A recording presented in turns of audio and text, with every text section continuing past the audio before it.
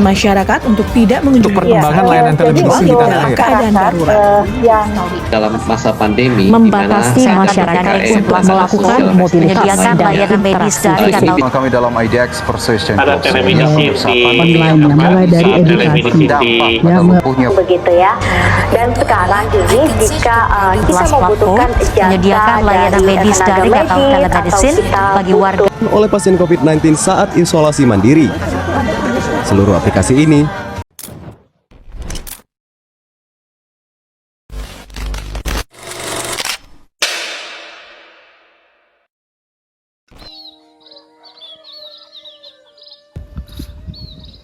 Aduh, perutku sakit banget nih. Mana udah 2 minggu pula. Mau ke kota, ongkosnya mahal. Mau ke rumah sakit, jaraknya jauh pula.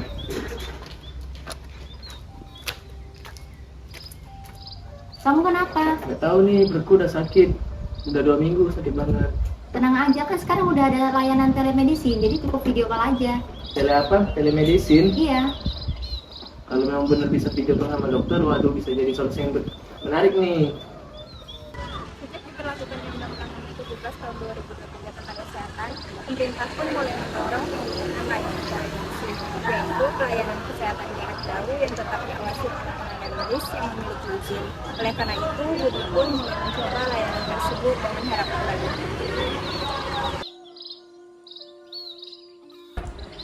Halo, selamat pagi. Dengan Bapak Budi ya? Ya benar dok, saya Budi, saya dari Desa Harapan Jaya.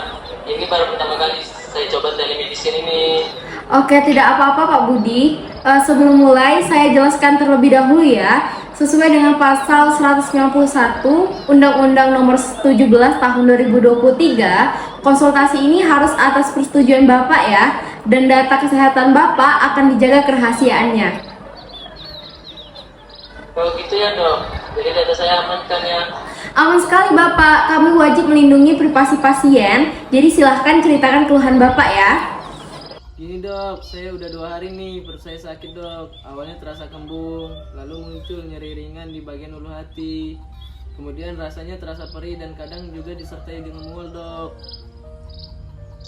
Baik, berdasarkan keluhan Bapak, kemungkinan gangguan pencernaan ringan. Tapi saya butuh hasil tekanan darah dan juga suhu tubuh Bapak. Bisa ukur dengan alat sederhana? Mungkin bisa dok, di puskesmas Mas desa saya ada alatnya. Nanti saya kirim hasilnya lewat aplikasi ini ya dok.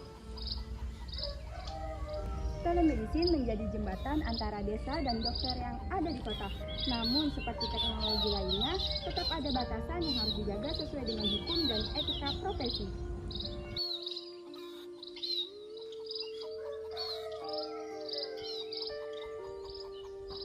Baik, terima kasih atas kesempatannya Pak Arif.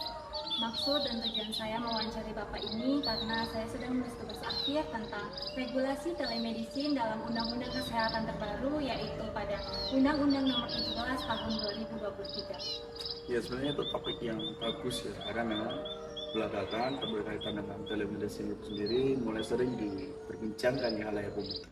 Tapi bagaimana pemerintah ini memastikan bahwa layanan tersebut tidak disalahgunakan Pak?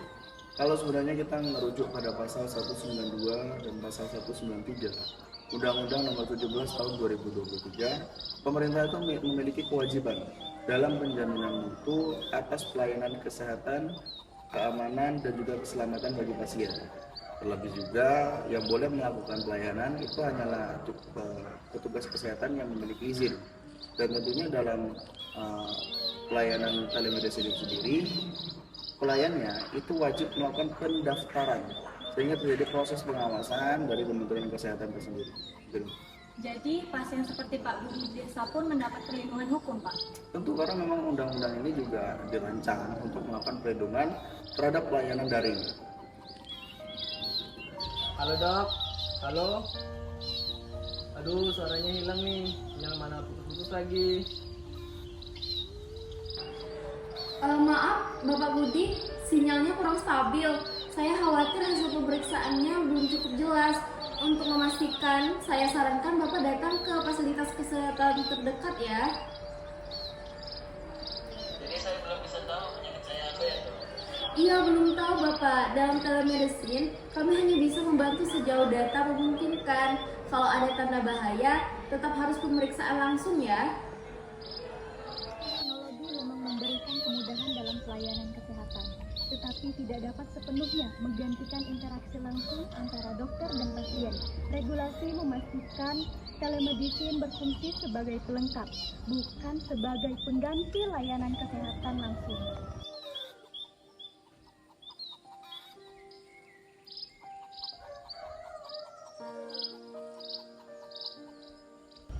Halo dokter, terima kasih ya dok. Setelah ke puskesmas, saya sembuh. Telemedicine benar-benar membantu saya dalam memahami penyakit yang lebih cepat. Saya juga senang Bapak Budi. Yang penting Bapak tahu kapan harus konsultasi daring dan kapan harus ke fasilitas langsung. Benar banget dok. Sekarang saya juga membantu warga desa dan untuk daftar layanan telemedicine ini. Luar biasa Bapak. Ingat, teknologi membantu, tapi hukum memastikan semuanya berjalan dengan aman.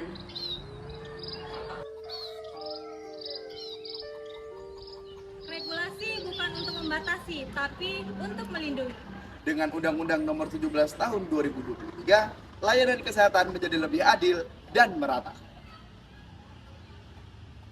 Dari layar kecil di tangan Budi, lahirlah harapan besar.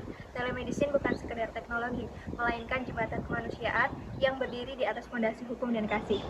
Berdasarkan Undang-Undang Nomor 17 Tahun 2023 tentang Kesehatan, telemedicine adalah pemberian dan fasilitas layanan klinis melalui telekomunikasi dan teknologi komunikasi digital. Ini adalah bentuk layanan kesehatan jarak jauh yang memungkinkan konsultasi, diagnosis, dan pengobatan tanpa perlu kehadiran fisik pasien di fasilitas kesehatan, asalkan dilakukan oleh tenaga medis bergizi. Drama ini menggambarkan implementasi layanan telemedicine yang diatur oleh Undang-Undang Nomor 17 Tahun 2023 tentang Kesehatan, yang menegaskan prinsip perlindungan pasien, kerahasiaan data kesehatan, dan pengawasan ketat terhadap penyelenggaraan layanan kesehatan digital. Pasal 191 Undang-Undang Nomor 17 Tahun 2023 mengatur bahwa konsultasi kesehatan daring hanya boleh dilakukan dengan persetujuan pasien dan menjamin kerahasiaan data pasien, sejalan dengan prinsip privasi dan perlindungan data pribadi dalam hukum kesehatan.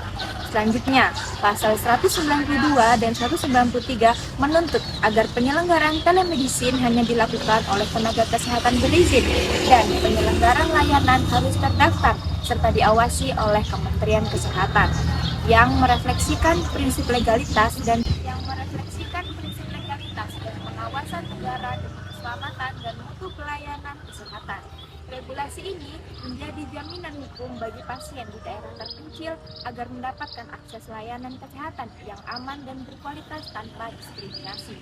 Namun, drama menegaskan batasan telemedicine sebagai pelengkap, bukan pengganti layanan kesehatan langsung, yang sesuai dengan prinsip kehati-hatian precautionary principle. Dalam hal gangguan teknis atau kondisi yang memerlukan pemeriksaan fisik, pasien tetap harus dirujuk ke fasilitas kesehatan secara langsung demi keselamatan. Action. Telemedicine merupakan inovasi pelayanan kesehatan yang memanfaatkan teknologi informasi dan juga komunikasi untuk memberikan layanan medis jarak jauh. Kehadiran telemedicine memberikan kemudahan bagi para pasien tentunya untuk berkonsultasi dengan tenaga medis tanpa harus datang langsung ke fasilitas kesehatan, sehingga efisien dari segi waktu, biaya, akses, terutama bagi masyarakat di daerah terpencil. Bagi tenaga medis atau tenaga kesehatan, haruslah memiliki jiwa yang siap dan sigap untuk membantu masyarakat di daerah terpencil yang mengalami kesulitan dalam halnya pelayanan kesehatan. Apalagi sebagai tenaga medis dan juga tenaga kesehatan yang merupakan salah satu komponen dari telemedicine tersebut.